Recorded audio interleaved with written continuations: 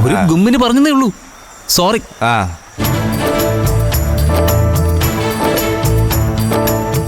ചേട്ടാ, എനിക്ക് മറ്റൊരു സീരിയസ് മാറ്റർ പറയാനുണ്ട്. എന്താടാ? ചേട്ടൻ പുര നിറഞ്ഞു നിൽക്കുന്നു. ഞാനും ഏതാണ്ട് അതേ അവസ്ഥയൊക്കെ തന്നെ. ഒരു കല്യാണമൊക്കെ കഴിച്ച് മുന്നിൽ നിന്ന് മാറി തന്ന എന്റെ ട്രാക്ക് ഒന്ന് ക്ലിയർ ആയേനെ. എടാ, നീ പറഞ്ഞതൊക്കെ എനിക്ക് മനസ്സിലായി. പക്ഷേ ട്രാക്ക് ക്ലിയർ ആവാൻ കുറച്ച് സമയം എടുക്കും. എനിക്കതിൽ പണി വേണ്ടേ? ചെലവിന് കൊടുക്കണ്ടേടാ. ചേട്ടാ, ജോലി ഏത് പ്രായത്തിലും കിട്ടും. പക്ഷെ പെണ്ണ് അത് ഈ പ്രായത്തിലേക്ക് കിട്ടൂ.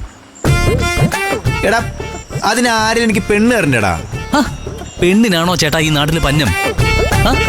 ആയിരപ്പാറയിൽ അരവിന്ദൻ എന്ന് കേൾക്കുമ്പോ സുന്ദരികൾക്കൊക്കെ ഒരു കുളിര.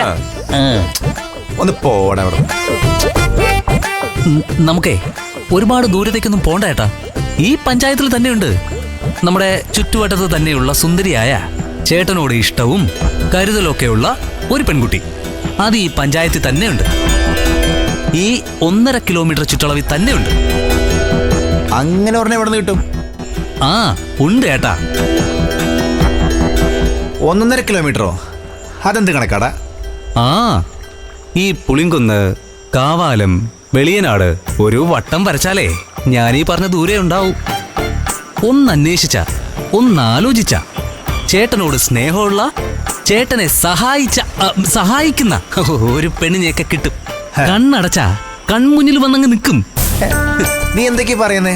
ഏത് പെണ്ണിന്റെ കാര്യ? അത് എന്തെങ്കിലും ആവട്ടെ. ഏട്ടനൊന്ന് ആലോചിക്ക്. കടത്തു വരുന്നുണ്ട്. കാശ് കൊടുത്തോ? ചേട്ടാ, എത്രയായി? 100. ചേട്ടാ, നന്നായിട്ടൊന്ന് ആലോചിക്കണേ. സുന്ദരിയായ പെൺകുട്ടി, ചുറ്റുവട്ടത്തുള്ളത്, സഹായിച്ചത്. നോക്കാം, വാ. കുഞ്ഞോളെ, എടി കുഞ്ഞോളെ. ഈ മനുഷ്യൻ എന്തിനീ തൊള്ള തുറക്കണേ? അവൻ ഉറങ്ങിയെന്ന് എനിക്ക് തോന്നണേ. എടി, നീ ഒരു കാര്യം ചെയ്യ്. നീ അവളെ ഒന്ന് വിളിക്കും. ഇനി പറയാതിരുന്നിട്ട് കാര്യമില്ല. നിങ്ങൾ തന്നെ പറഞ്ഞോണം. എന്നോട് പറയാൻ പറഞ്ഞേക്കരുത്. എടി, നീ ഒന്ന് തുടക്കോട്ട് എന്നാ മതി. ബാക്കി ഞാൻ പിടിച്ച് കയറിക്കോളാം. അങ്ങനെ പിടിച്ചേറിയ ആ മതിലിനപ്പുറത്ത് പൊറുതിയായിരുന്നു ഞാൻ ഇപ്പുറത്ത് പൊറുതിയായത്. എടി, ഇത് ഒരു പൊറുതിയുടെ കാര്യം പറയാനല്ലേ. നീ പോയി അവളെ വിളിച്ചോണ്ടോ. അവൻ എണീക്കുന്നതിന് മുമ്പേ വേണം. ചിലപ്പോ അവള് വിളിക്കുന്ന ചീത്ത കേട്ടിട്ട് അവൻ ആ ബോംബെ ട്രൗസർ ഇട്ട് നെടുമുടി പള്ളാത്തുരുത്തി വഴി ഓടേണ്ടി വരും. ചെല്ലടിയെ ഒന്ന് ചെല്ല്.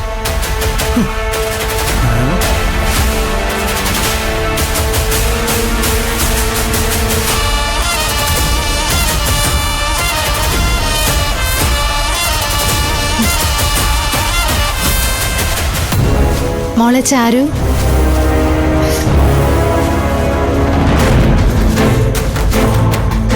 മോളെ ചാരു. എന്താ? അച്ഛന് മോളോട് എന്തോ സംസാരിക്കാനുണ്ടെന്ന്. ഒന്ന് പുറത്തേക്ക് വാ. സംസാരിക്കാനല്ലേ, കാണാനൊന്നും അല്ലല്ലോ. എനിക്കേ ഇവിടെ ഇരുന്നാലും കേൾക്കാം. എന്താന്ന് വെച്ചാ പറയാൻ പറ. അന്ത പിടിച്ച പെണ്ണ്. നേരിട്ട് പറയേണ്ട കാര്യല്ലേ മോളെ? ഒന്ന് വാ മോളെ. ശരി, വന്നേക്കാം, പോയിക്കോ. കരിമൂദേവി, ഇങ്ങനെ ഇടപെണ്ണല്. മോളെ വരണേ.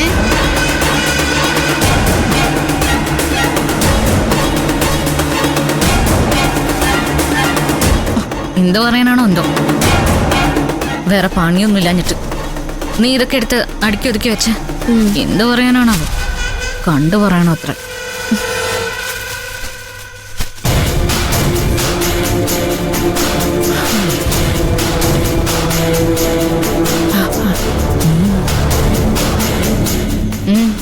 എന്താ?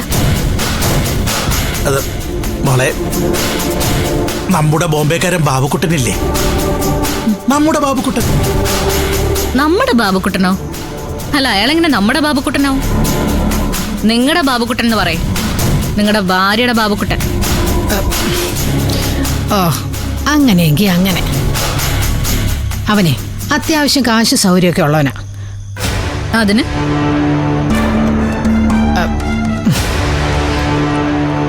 അവന് നിന്നെ കല്യാണം കഴിക്കാൻ താല്പര്യമുണ്ട്. അത് നിന്റെ ഭാഗ്യാന്ന് കരുതിയാ മതി. നീ എന്ത് പറയുന്നു? എനിക്ക് തീരെ താല്പര്യമില്ല. അതെന്താ? അവനെന്താണ് ഈ ഒരു കുറവ്? കുറവും കൂടുതലൊക്കെ അയാളുടെ കാശ് വാങ്ങി തിന്നത് നിങ്ങൾക്കല്ലേ അറിയാവൂ.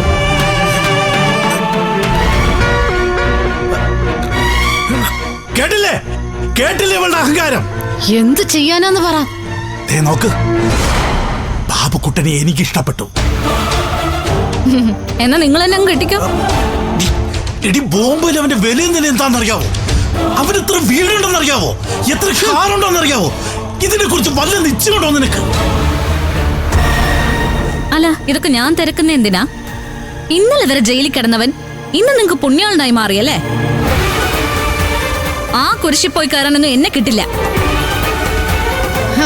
അവനെ കല്യാണം കഴിക്കണമെന്നുണ്ടെങ്കിലേ നീ പുണ്യം ചെയ്യണം. ഞാനതിന് സമ്മതിച്ചത് തന്നെ നിന്റെ ഭാഗ്യാണെന്ന് കരുതണം. എന്റെ പുതുക്കാവിലമ്മേ, ഏത് നേരത്താണാവോ എനിക്കിങ്ങനെ തോന്നിയത്? അതെങ്ങനെയാ? നല്ലത് നായിക ചേരില്ലല്ലോ.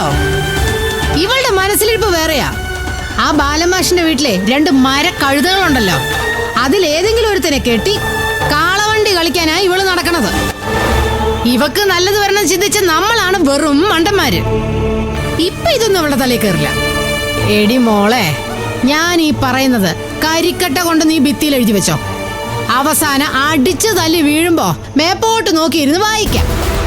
നീ മോഹിക്കണ കാര്യം ഒരു കാലത്തും നടക്കാൻ പോകുന്നില്ല. നിന്റെ ആ മാമനില്ലേ, ആ മണ്ടൻ മാഷ്, അയാള് ചിലപ്പോ ഒറ്റബുദ്ധി ആയതുകൊണ്ട് സമ്മതിക്കുമായിരിക്കും. പക്ഷേ അയാളുടെ ഭാര്യ ഉണ്ടല്ലോ, ആ കെട്ടുകുതിര, നിന്റെ കുമായി, ആ ആനമറുതയുടെ കൊക്കിന് ജീവനുണ്ടെന്നുണ്ടെങ്കിൽ നീ വിചാരിക്കുന്നത് നടക്കാൻ പോകുന്നില്ല. അതുകൊണ്ട് എന്റെ മോള് അതും സ്വപ്നം കണ്ടോണ്ട് നടക്കണ്ട. ആ വീട്ടിലോട്ടെങ്ങാനും നീ കയറി ചെന്നാലുണ്ടല്ലോ, ശബരിമലയിലെ ആഴിയിലേക്ക് നെയ്ത്തേങ്ങ എറിഞ്ഞ പോലെ ഇരിക്കും. നീ നിന്ന് കത്തും. ഓ, ചിറ്റയുടെ ഉപദേശത്തിനും കരുതലിനൊക്കെ വളരെ നന്ദിയുണ്ട്. ഇനി മേലിൽ ഈ കല്യാണക്കാര്യവും പറഞ്ഞ് എന്റെ മുന്നിൽ വന്നേക്കരുത്. ദേ, നിങ്ങളോടും കൂടിയാ കല്യാണം കഴിപ്പിക്കാൻ നിൽക്കുന്നു. വാടി ഇങ്ങോട്ട്. തൃപ്തിയായാലും അവളെ വായിലിരിക്കുന്ന കേൾപ്പിച്ചപ്പോ എന്തൊക്കെയായിരുന്നു ഒരു കല്യാണം.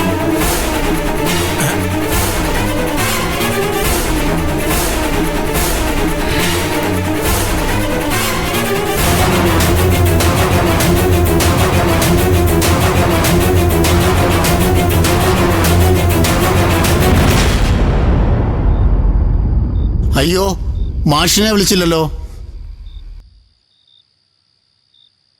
അതിനൊക്കെ ഇനി സമയമുണ്ടല്ലോ, നമുക്ക് വേണ്ടത് ചെയ്യാം. ഒരു മിനിറ്റ്. ഹലോ മാഷേ, ഞാൻ ബാസിയാണേ, ബ്രോക്കർ ബാസി. ആ ഗോവിന്ദൻ മാഷിനെ ഒന്ന് വിളിക്കാൻ പറഞ്ഞിരുന്നു.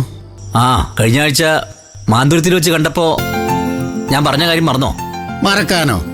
ഈ ബ്രോക്കർ ബാസിയോ? ചാരുമോടെ കാര്യമായതുകൊണ്ട് ഒട്ടും മറക്കത്തില്ല. എന്നിട്ട് എന്തായി? കേസുകൾ ഒരുപാടുണ്ട്. പള്ളാത്തുരുത്തിലൊരു പോലീസുകാരനുണ്ട്, നല്ല പയ്യനാ. പിന്നെ മുഹമ്മേലെ കോർപ്പറേറ്റ് ബാങ്കിലെ ജോലിയുള്ള ഒരു ചെക്കനുണ്ട്. ഇത്തിരി കറുത്തതാണെങ്കിലും നല്ല ഫാമിലിയാ.